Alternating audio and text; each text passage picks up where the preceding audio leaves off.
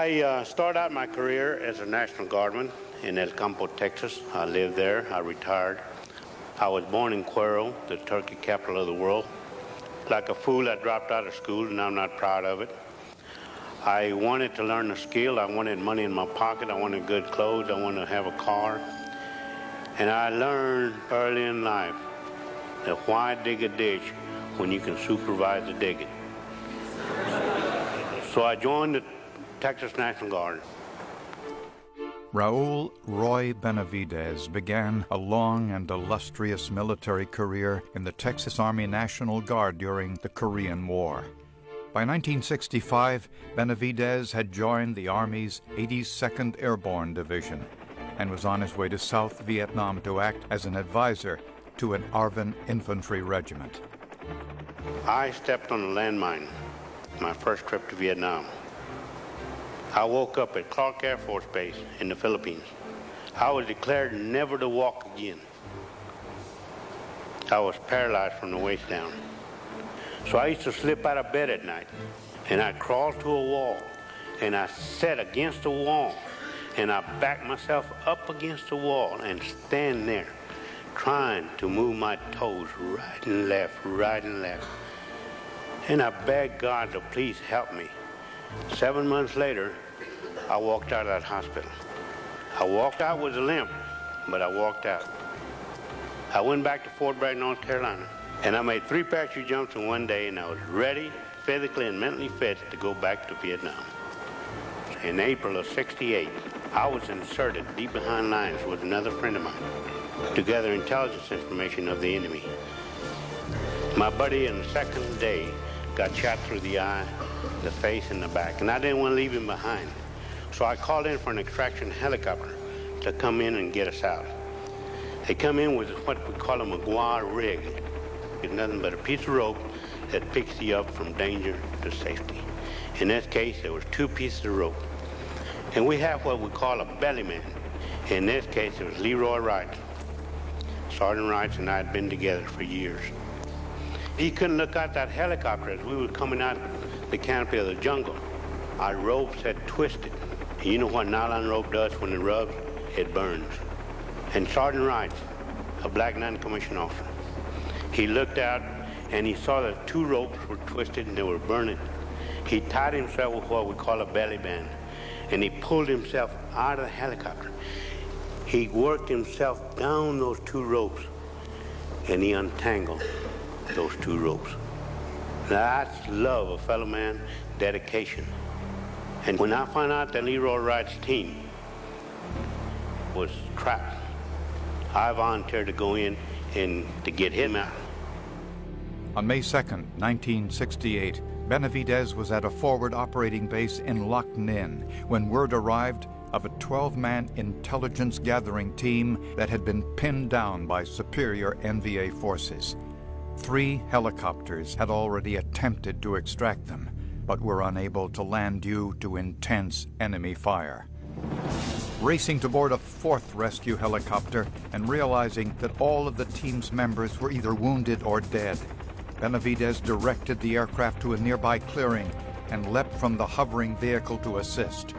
Armed only with a knife and his medical bag, Benividez ran approximately 75 meters under withering enemy fire and was hit several times in the attempt. Despite his own injuries, Benividez administered aid to wounded team members and carried or dragged the others to the safety of the extraction helicopter. He also made certain to recover the fallen sergeant's body and secure the classified documents he was carrying. But while making his way back, the helicopter pilot was hit and the aircraft crashed.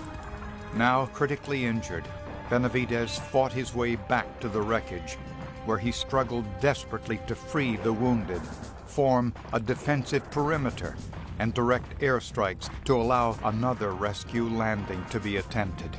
But it would be hours from the start of the action before that help would arrive. I spent 6 hours, and pardon the expression, God, in hell. I got shot 5 times. I was hitting the mouth with the butt of the weapon. My jaws were locked. I was bayoneted on both arms.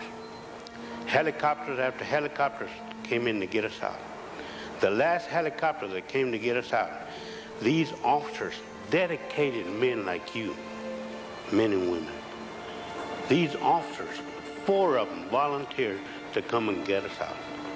Our life was in their hands. This is dedication that we have with one another. When they pulled me out, they said that I was holding my intestines in my hand. I don't remember. I was so scared, so tired, that they let me lay on the floor of that chopper. And blood was flowing all around us. When we pulled up, blood was flowing out like an open socket. When we landed and they started identifying the bodies, they found out that I loaded 3 dead enemy soldiers by mistake. I didn't want to leave anybody behind. And so they let me lay next to the enemy soldiers, NVA, and they were putting them in body bags. And I couldn't talk. They were already put me in a body bag, and the zipper was coming up, and I couldn't tell this guy, hey, I'm still alive, man. I'm still alive. And my buddy, Jerry Cottenham, he went and got a doctor, grabbed him, and he made that doctor feel my heartbeat. When I felt that doctor's hand on my chest, I spit in his face. That's the only sign that I had, the only strength that I had to let him know that I was still alive. Where did we find such men? We find them where we've always found them. In our villages and towns, on our city streets, in our shops and on our farms. I have one more Vietnam story, and the individual in this story was brought up on a farm outside of Correo in DeWitt County, Texas, and he is here today. I learned of his story, which had been overlooked or buried for several years. It has to do with the highest award our nation can give, the Congressional Medal of Honor, given only for service above and beyond the call of duty. It took 13 years for me to be recognized. But during those 13 years, I worked hand in hand with the Air Force, the Marines, the SEALs. I was an advisor to the reserve units, the National Guard. And my greatest accomplishment was to see that the officers and the non-commissioned officers work together. Wherever you're at, in civilian clothes or in uniform, we work together. We never let each other down. There was one question that I know you wanted to ask, but you didn't ask, and I'm going to answer it for you. Would you do it over again? I see some heads nodding over there. I'll answer you in this manner. There'll never be enough paper to print the money, nor enough gold in Fort Knox for me to have to keep me from doing what I did. We should never look at color of skin. The only color we should look at, right there, red, white, and blue.